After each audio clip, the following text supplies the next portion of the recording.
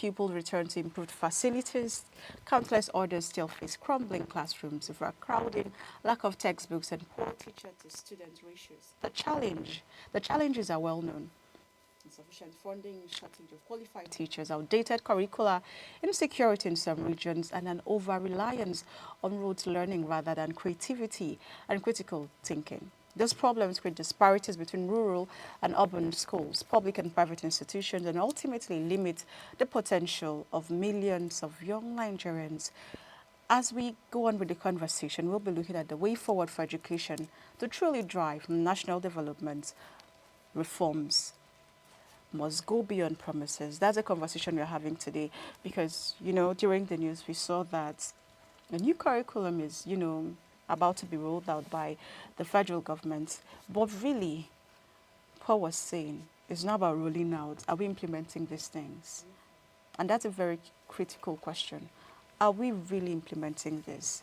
What is the government doing to hold people accountable, to hold principals, to hold local government chairmen, to hold commissioners for education, to even hold the Minister of Education accountable? Because I think it's a collective action for us to have that kind of robust educational system where we are sure of the quality that can compete globally. It has to be robust, and everybody must be held accountable at the table.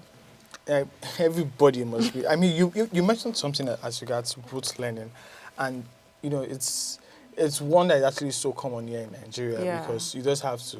We call it la cram, la pour. You just as you cram it, you're about to write an exam. Just for the exams. Exactly, just for the exams. I mean, meaning that you don't have to read it all through the term. You just cram for the exams, you pour it, and after that, you're gone. Truly. And that's the system of education that we find ourselves in Nigeria. I mean, I was speaking with a colleague sometimes, I think 2 weeks ago, and then she was mentioning as regards how we need to change how we ask questions here in Nigeria. We need to ask more practical questions.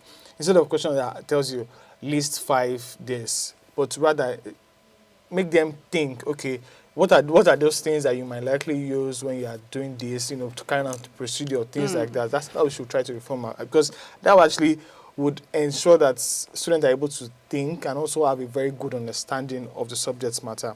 And, it's when it comes to the problem of Nigeria's education, I mean, it's a whole lot. It was also yesterday night, I guess, the Federal Ministry of Education released a statement as regards certification of teachers. I mean, we are playing catch-up when it comes to some of these actions, actually. There are actions that have been taken by other countries long before now. In the UK, for one, you cannot be in a classroom if you don't have QTS. I mean, you will not even be employed. Like, it is one of the criteria for you to be employed as a staff, as a teacher, even either non-teaching or teaching, because they have to be sure that you don't pose danger to the children. They also have mental checks as well to check that you're mentally okay. So I think the Nigerians, we have that kind of system for teachers, except for some private schools. I won't. We have that, but is it implemented? There's one thing to have. I mean, I know a number of. My first degree was in education, so I know a number of teachers here, and most of them do not have certificates. I was speaking to a friend as well, whose brother is a teacher, and I was mentioning something about TRCN, and he said that our brother doesn't have that. Like, he has never mentioned anything TRCN, either certificate or license. And you call yourself a teacher. So it's just teaching how in the government, because I know that why I'm saying this is because I know that the government does a whole lot of screening and all of that. So particularly for government school, it's part of the criteria you must take. But I'm worried about government maybe private schools. Exactly. I guess that's where the issue is, because during the news review this morning, I was mentioning as regards how we have under education in Nigeria. And it's really sad because it's all of these private schools. I mean, you will see someone that maybe studies mass comm, for example, and then they bring you to the class and you are teaching maybe civic education, or you are teaching business studies, or you are teaching home economics. Because the person is a woman. In fact, that's very common. That because, okay, you're a woman, you should be able to teach home economics now. I remember when I was to teach for a while in a private school, and the principal there look at me and was like, "Oh, you speak English very well. You should be able to speak English." I looked at him like, "No, I cannot speak English. Like, I cannot teach English. I might be able to speak English. I might be able to write English so well, but I cannot pass that knowledge to someone else." teaching is a whole lot. It's cumbersome. It's beyond having just knowledge of the subject. It's also Yeah. how to pass it on as well. So it's a whole lot when it comes to teaching, and government has a lot to do. Like private citizens also have a lot to do, even parents as well. In fact, it is when it comes to it, I really don't like discussing the problems of education because they are just too much to list and also discuss on. Okay, when you spoke about the kind of questions that we ask here, I think I'll just take this time out and give a shout out to my lecturer, Mr. Cornell Ella. Mr. Cornell Ella will never ask you to list out things. Exactly, Never. like- He'll never ask you to define things. He always made sure that whatever questions he posed to us during examinations were things that you must critically think. So you can't copy from your neighbor. You can't even read to prepare for his exams. He believes that you've gotten the experience through the times he's taught you. So that's what he wants to see on your examination paper. So I think we need teachers and lecturers like Mr. Cornell Ella. You do not just teach what is this, what is that. He ensures that whatever he's teaching in the classroom fits with the reality. So it brings you together. But when you keep teaching people, define literature, define this, it's like you're on the air. Exactly. It's good to know those Yeah, things. yeah, But literally how on do the you? surface of- Yes, you're just on the surface. But how do you bring it back home? How is that child or that student able to apply that knowledge into real life? I think that should be the sole aim of education. Whatever we're learning, how can we really apply it to our real lives to help us? But then I think that's where we really should look at the governments. How much are we investing in education? We are hearing strikes here and there every now and then. The government, the lecturers are not coming to terms with the government are not doing the lecturers' bidding. But who are those suffering? The students are suffering the impact more. And then when school resumes after a long period of strike, they are bombarding the students with how many lectures in a day, quick exams, and you expect that kind of child to be very productive. It doesn't work that way. So there's a whole lot that needs to be fixed because I've had to experience that kind of one time when I was in school. Crazy strike. And then when we resumed, it was like 1 week after learning examination. What? Exactly. Like And you're expected to cover up. You're expected to, catch up. And you play catch up basically. We experienced that as well, in FCT, where students were out of school for close to 6 months. And I really do not understand the magic that they did, but I do know that some probably they were able to finish the term in August. I don't know. I really don't know, but I know that because there's a little girl who goes to a public primary school in the house where I live, and I noticed that this girl goes to school for maybe like sometimes in August, and then she stops going to school at a point. So in my head, is that she's done with school or she's done with this term? She has written exams under 4 weeks or 3 weeks thereabouts, and obviously she's going to be resuming as well with other students as well, maybe in a new class. What did she learn exactly? So what did she learn in the previous class? How will she be able to apply it? Because there's no room now to learn and also learn how to apply. Because it's not just about learning a lot of these things. And one of the things that I discussed as regards the problem is shortage of teachers. But you see, that problem is a global issue. It is everywhere, across all of the continents. Talking about America, South America, Africa issue, South Asia, everywhere, across, and we're talking about in millions, not just a little number. I really can't remember the millions now that we need, but it is a very sad one. And one of the reasons why people don't go into the profession again is because of the pay to start with. Because I mean, a private school, I usually would see all of these job offers and all of that, and I see teachers' job maybe 50,000, 25,000, 100,000. In my head, I'm like, and then when you go resume in places like that, they give you the work of 100 people. I mean, you have to. I know of private school, especially in private schools, where the teachers have to do maybe like 3 subjects. As a teacher, you are taking 3 subjects, meaning that you have to write lesson notes for the 3 subjects. That's more. I know someone who's done 6. Oh, really? That's that's like a new development, like 6. And these people have to teach them, in some cases, from GS1 to SS3. Yeah. Some cases, they have to teach from primary 1 to SS3. That's a whole lot of workload on anybody. There's no way that person is going to give you his best. And that's the truth, because you become a master of so many trades that you would a master of I mean a jack of all master of all trades, and then you become a master of none of them.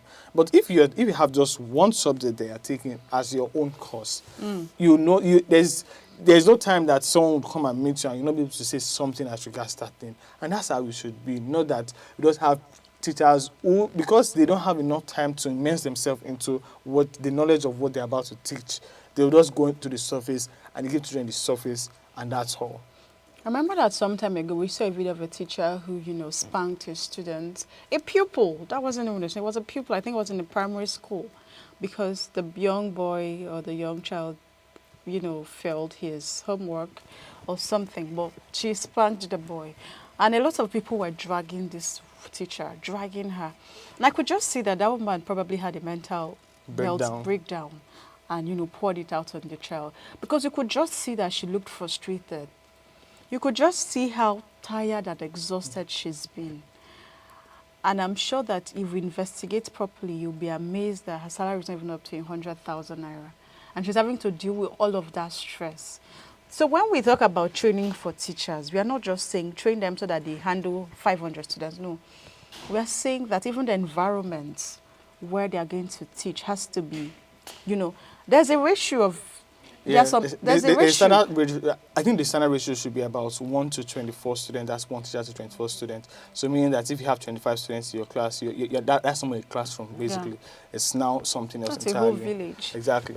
So we must, while we are talking about, the government investing, even I'm speaking now to private school owners, I think that some of them like to exploit people. There's some of them who like to exploit. The ones who are doing good, they know themselves, but there are some who have to. I'm telling you about a young man who had to take six subjects. He was drained and angry. He was always angry in church. And the sad thing was that he was a first-class material. So the moment he got a chance, he moved out of the country.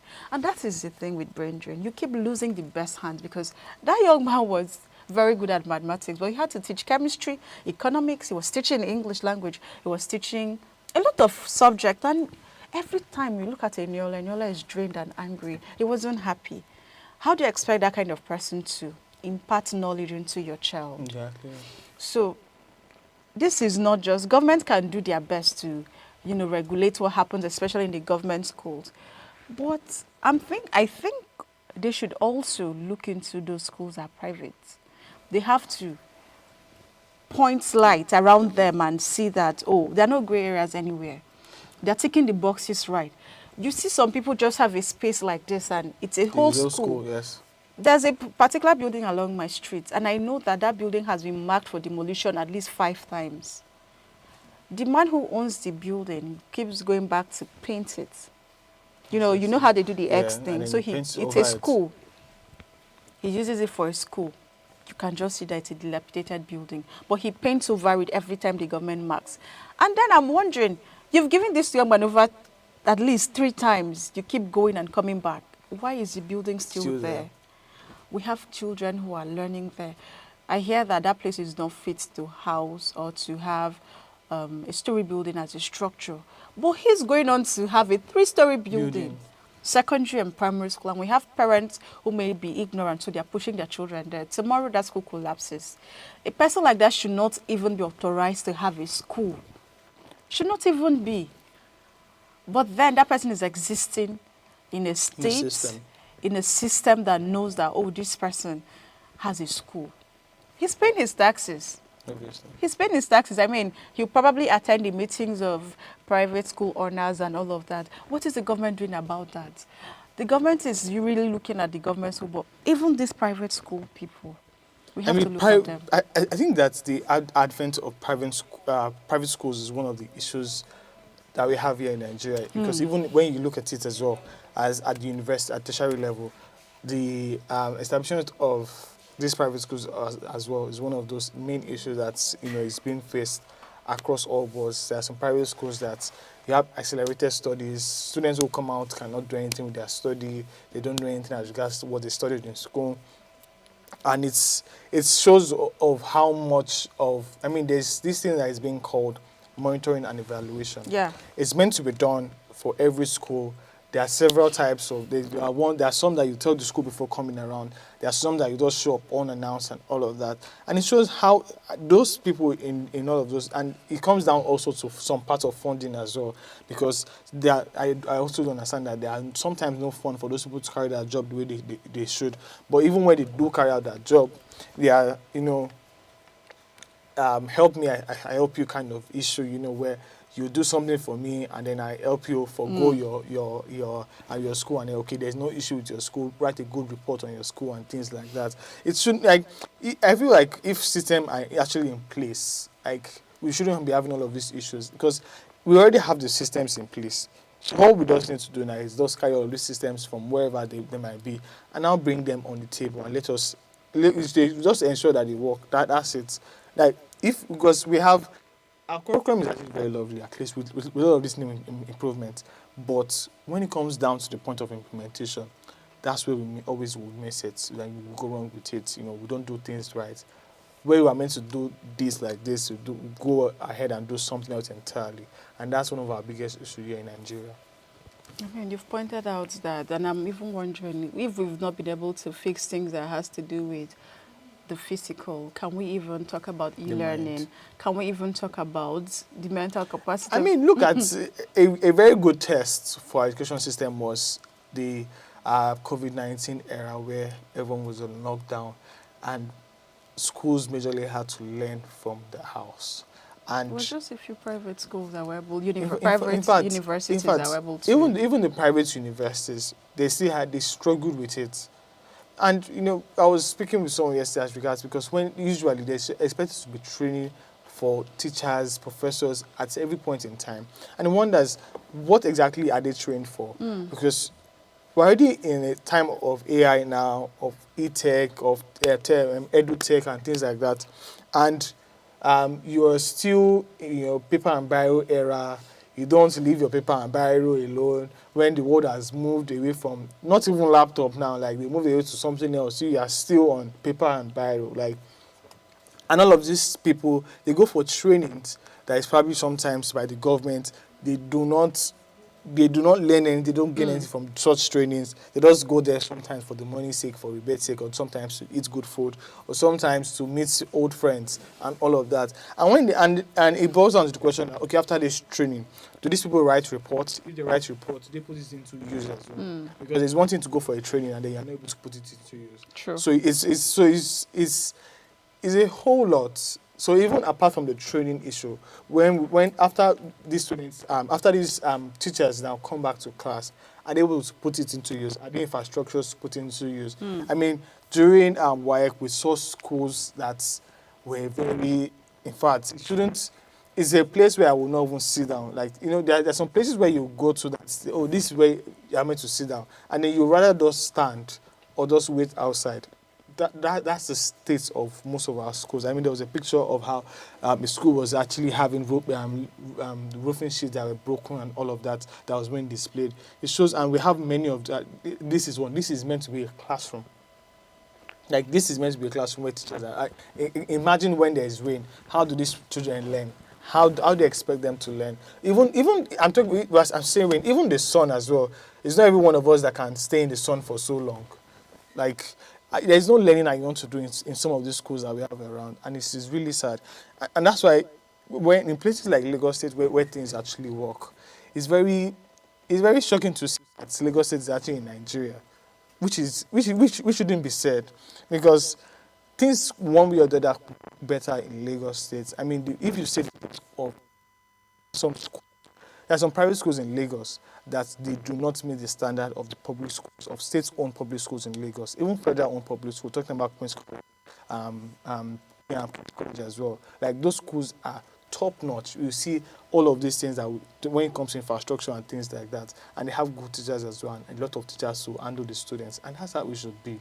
It's not that we are struggling with this issue today, we are struggling with that issue today. It shouldn't be.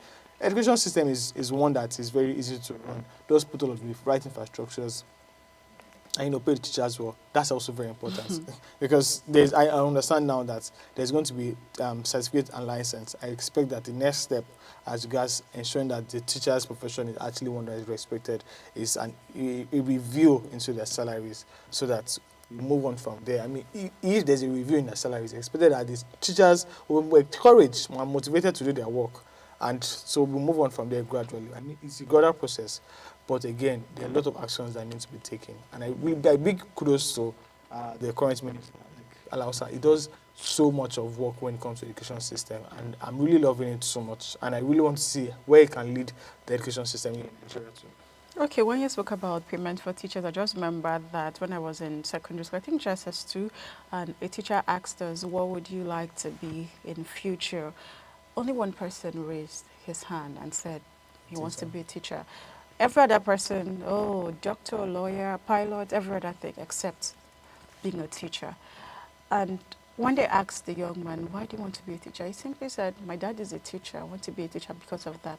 When the question moved to the rest of the people in the classroom, some of the feedback we got that day, so, teachers are poor. No, I say, I don't like my teachers weak. Like, you could just hear raw truth. So that's not profiling. The children are already saying what they don't want to become. Exactly. They are saying that probably the child who said he wants to be just wants to follow the father's footsteps, and that's it. And that's fine. That's why lots of young people are not interested. So I like that you've mentioned about the money, the pay. If teachers are not properly empowered financially, I'm not sure that we will have more teachers remaining. And it's a sad thing because there's no profession that exists today without a teacher, whether you're teaching physically or online. There's nothing, whether it's even in the formal or informal sector, that survives without being a teacher. So if we are not, looking at proper empowerment, then we're not serious about the teaching profession. But I think I like to, hinge on this finally, around parents' involvement in their children's learning. There are a lot of parents who are not interested in their children's education. So your child goes to school and the child is just dropped on to school and that's all about it. You're not interested in what happens, in what kind of subjects the child is learning. You're not attending the PTAs as the Parent Teachers Association meetings. You're not communicating. You're not saying anything. You're just your own. You think it's just about paying the school fee. You can't lead a child into a brighter future like that. We already understand that a child who doesn't have education almost has a punctured future. And we already know that education can be formal or informal. With that background, you as a parent, ensure that you are with your child every step of the way. Whether you're a parent or a guardian or somebody who's just handling children, please, paying school fees is not all that there is to education. Ensuring that you don't even have to be, learned, you don't even have to be literate or anything, but just have conversations with the child. What are you learning in school? What's going on in school? Are you making friends? Because it is in little conversations and in follow-ups like this that we realize if children are distracted, if children are, tilting towards the wrong direction. So we have to, as parents, as guardians, as whoever you are in charge of a child, please and please do not just pay school fees and allow the child to figure out life, be in their lives. I want you to get a final word. Well, I really don't know. Like it's a whole lot. There are about a lot of stakeholders when it comes to education: the society, the parents, the teachers, school administrators, the government, and everyone has their own individual and also collective role to play. So if basically you are not doing things right, if you are not ensuring that all of these things are put in place, if you are not doing your own parts, there will obviously be a fallout somewhere. And that's one of the things that we should all take note of at the end of the day. Like, we all have our role to play. And also, especially parents, actually, because at the end of the day, after this student leaves school, they come back home and it's expected that they are with you. So I love what the minister is doing, and I want to see it ripple down to all sectors. It should meet all of these stakeholders as well that I've mentioned, and also the students as well. They also have their own role to play. So everyone has their role to play, and we shall try our very best to ensure that we play our role just as is right. All right, you heard With that, I think we can call this edition of Idea Morning Digest a wrap. Do well to, get involved in the conversation by sharing with us your thoughts, your opinion. What do you think? You have a question, you have answers to the things we've raised here. Do respond by, connecting to any of the social media platforms displayed on your screen. Until we come away next time, my name is Chinatu Oji, and I've been with Paul Olatupo, thanks for joining. Thanks for joining.